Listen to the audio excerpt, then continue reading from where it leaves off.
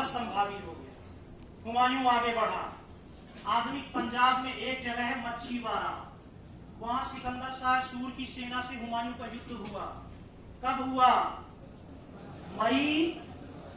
15 मई 1555 में। कौन सा युद्ध? मच्छीवाड़ा का। टिक कर लेना, 3 नंबर में पूछा जा सकता है।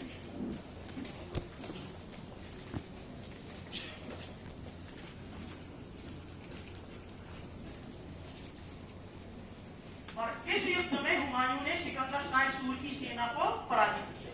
हालांकि इस युद्ध में सिकंदर शाह सूर स्वयं लड़ने के लिए नहीं आया, उसने अपनी सेना भेजी। इसी युद्ध के बाद हुमायूं ने अकबर को लाहौर और पंजाब का सूबेदार बना दिया।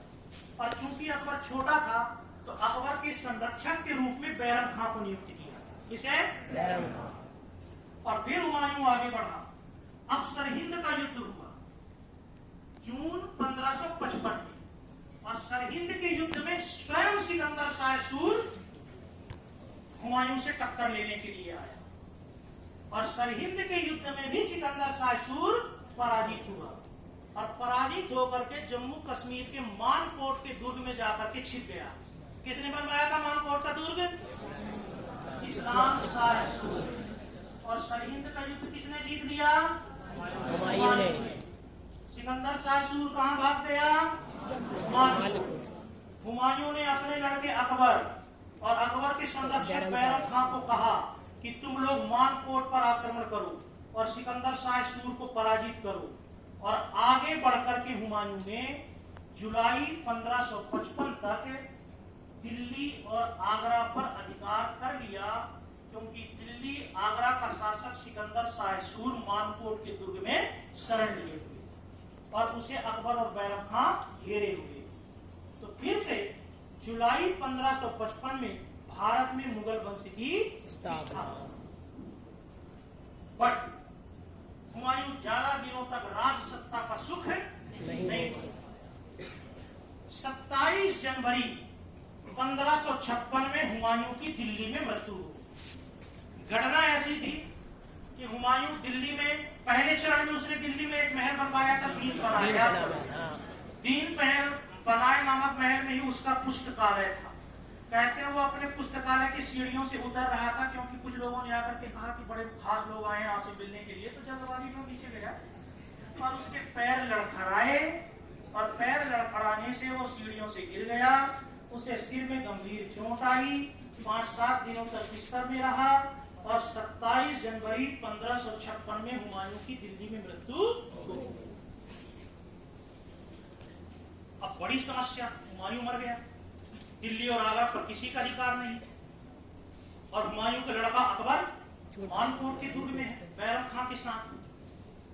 किसके विरुद्ध लड़ रहा है? सिकंदर शाह सूर के विरुद्ध लड़ रहा है। अब सबसे बड़ा खतरा था आदिल शाह सूर। कौन? आदिल शाह। कहां का शासक है? जौनपुर चुनार। याद करो, मैंने बताया था। कहां भाग गया था वो? जौनपुर। और उसकी शक्ति का प्रमुख आधार कौन है? कहते हैं हुमायूं की मृत्यु की खबर को 17 दिनों तक गुप्त रखा गया कि किसी को पता न चले। आदिल शाह सूर को यदि पता चला तो वो दिल्ली और आगरा पर अधिकार कर ले। और हुमायूं के जैसा ही एक व्यक्ति दिखता था, मुल्ला बेगसी। उसको हुमायूं जैसे वस्त्र पहना करके रोज सुबह छत में खड़े करके लोगों को दर्शन करा दिए जाते थे, ये पता चले कि हुमायूं जिंदा है। और कहा गया कि उसकी तबीयत खराब है, इसलिए वो दरबार का संचालन अभी नहीं करेगा। लेकिन सुबह सुबह आकर के वो गला बंद बांध करके लोगों को अपने दर्शन दे देगा। 17 दिनों तक ये खबर को गुप्त रखा गया। क्यों 17 दिनों तक? ताकि अकबर को संदेशा चला जाए और अकबर दिल्ली आ जाए। अकबर दिल्ली आ जाएगा तो फिर दिल्ली को शासक मिल जाएगा और कोई दूसरा व्यक्ति दिल्ली और आगरा जीतने का प्रयास नहीं करेगा।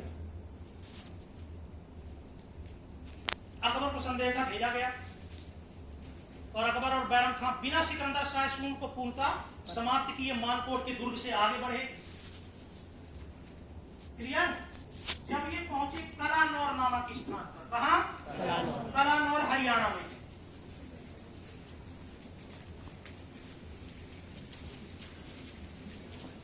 तब वास्तव में बैरम खां ने अकबर को बताया कि हुमायूं नहीं रहा। शुरू में अकबर को बैरम खान ने नहीं बताया और बोला अपने को जल्दी दिल्ली आगरा चलना है, दिल्ली से संदेशा आया है, और मानकोट से ये दिल्ली और आगरा की ओर आगे बढ़ गए। जब अकबर पहुंचा कहां? कलानौर, तब अकबर को यह जानकारी मिली कि मेरे पप्पा हुमायूं नहीं रहे। और वहीं कलानौर नामक स्थान पर ईंटों का एक चबूतरा बनवाया बैरम खान ने और अकबर को नया बादशाह घोषित कर दिया। तो अकबर का राज्याभिषेक कहां हुआ? कलानौर। कब हुआ? 14 फरवरी 1556।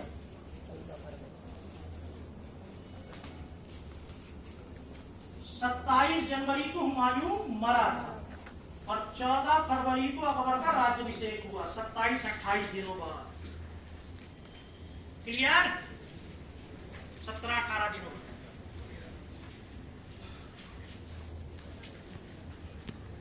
लेकिन तब तक आदिल शाह सूर को यह पता चल गया कि हुमायूं की मृत्यु हो चुकी है और आदिल शाह सूर ने आगरा और दिल्ली